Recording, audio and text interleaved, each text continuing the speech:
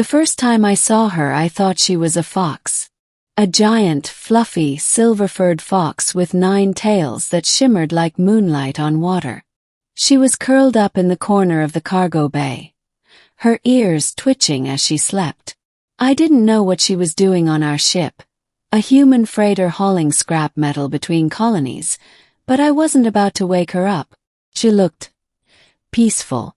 And then I tripped. It was my own fault, really.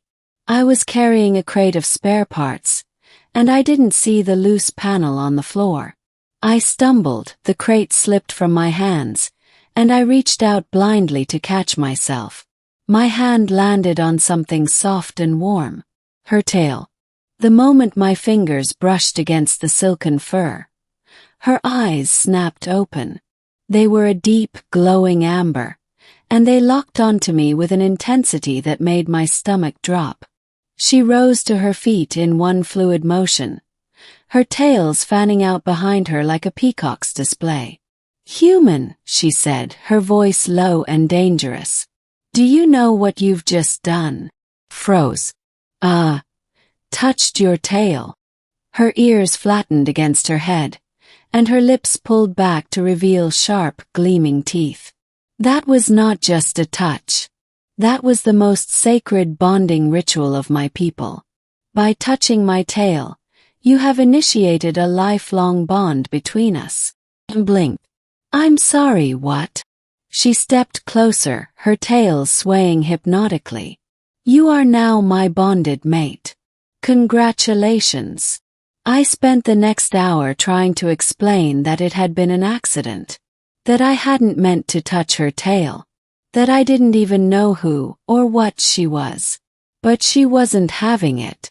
"It doesn't matter if it was an accident," she said, pacing back and forth in the cargo bay.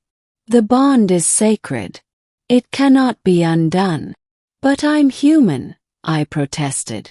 "I didn't even know your people existed until 5 minutes ago." She stopped pacing and turned to face me. "That changes nothing. The bond is the bond. You are mine and I am yours." I groaned and ran a hand through my hair. This was not how I'd expected my day to go. Her name was Caliph, and she was a member of the Lissari, a race of fox-like beings who valued loyalty and honor above all else. She had stowed away on our ship to escape a group of mercenaries who were after her for reasons she refused to explain. "It's complicated," she said when I asked. "And it's not your concern." "I think it is my concern," I shot back.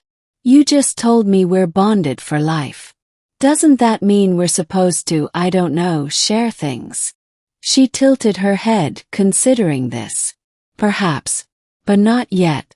You must prove yourself worthy of my trust." "How am I supposed to do that?" She smiled, showing just a hint of fong. "By protecting me, of course." The mercenaries caught up with us 2 days later. They boarded the ship in the middle of the night, their weapons drawn and their faces hidden behind black helmets. I was in the engine room trying to fix a faulty power coupling when the alarms went off. "Intruders detected," the ship's AI announced. "All crew members report to the bridge." I grabbed a wrench and headed for the door, but before I could reach it, Caliph appeared in the doorway. Her fur was bristling, and her tails were lashing back and forth like angry snakes. "They're here," she said. "Who's here?" "The mercenaries." I swallowed hard. "What do we do?" She bared her teeth in a feral grin. "We fight." The next few minutes were a blur. Caliph moved like a shadow, her claws and teeth tearing through the mercenaries with terrifying efficiency. I did my best to keep up, swinging my wrench at anyone who got too close. It wasn't pretty, but it worked. By the time the last mercenary was down, we were both breathing hard and covered in scratches. Caliph's fur was matted with blood, but she didn't seem to care. She turned to me, her amber eyes glowing with something that might have been pride. "You fought well, human," she said. "Thanks," I muttered, leaning against the wall for support. But I think we need to talk about this whole bonding thing. She tilted her head. What about it? I'm not cut out for this, I said, gesturing to the carnage around us. I'm a mechanic, not a warrior. I can't protect you like this. She stepped closer, her tails brushing against my legs. You already have. And that is enough. Over the next few weeks, Kalith and I settled into an uneasy routine. She stayed close to me, always watching, always alert. I tried to go about my work as usual, but it was hard to ignore the fact that I now had a nine-tailed fox goddess following me everywhere I went. The rest of the crew didn't know what to make of her. Some were fascinated, others were terrified, but no one dared to ask too many questions. Not after what had happened to the mercenaries. As for me, I was still trying to wrap my head around the whole bonding thing. Kalith insisted that it was unbreakable, but I wasn't so sure. I didn't feel any different. I didn't have any special powers or sudden insights into her thoughts. If anything, I just felt tired. But then one night something changed. I was in my quarters trying to get some sleep when I felt a soft weight settle on the bed beside me. I opened my eyes to find Kalith curled up next to me. Her tails draped over my legs like a blanket. What are you doing? I asked, my voice groggy with sleep. Sharing warmth, she said simply. It is part of the bonding ritual. I sighed and closed my eyes again. Of course it is. But as I drifted off to sleep, I realized that I didn't mind.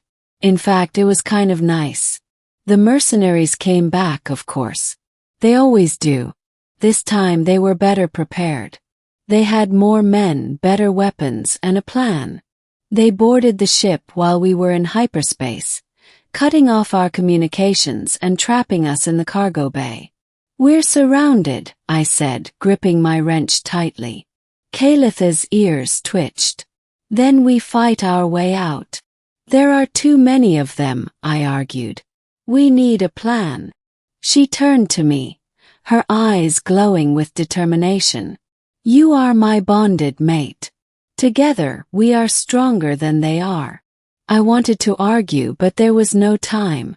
The mercenaries were already breaking down the door. The fight was brutal.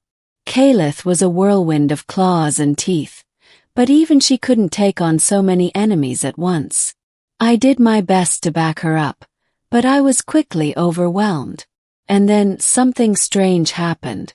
As I stood there, facing down a mercenary with a plasma rifle, I felt a surge of energy course through me.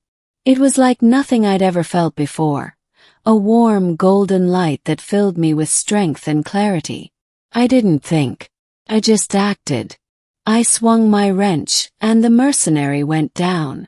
Another came at me, and I dodged his attack with ease. It was as if I could see every move before it happened, as if I had become something more than human. Kalith was at my side, her tails glowing with the same golden light. The bond, she said, her voice filled with awe.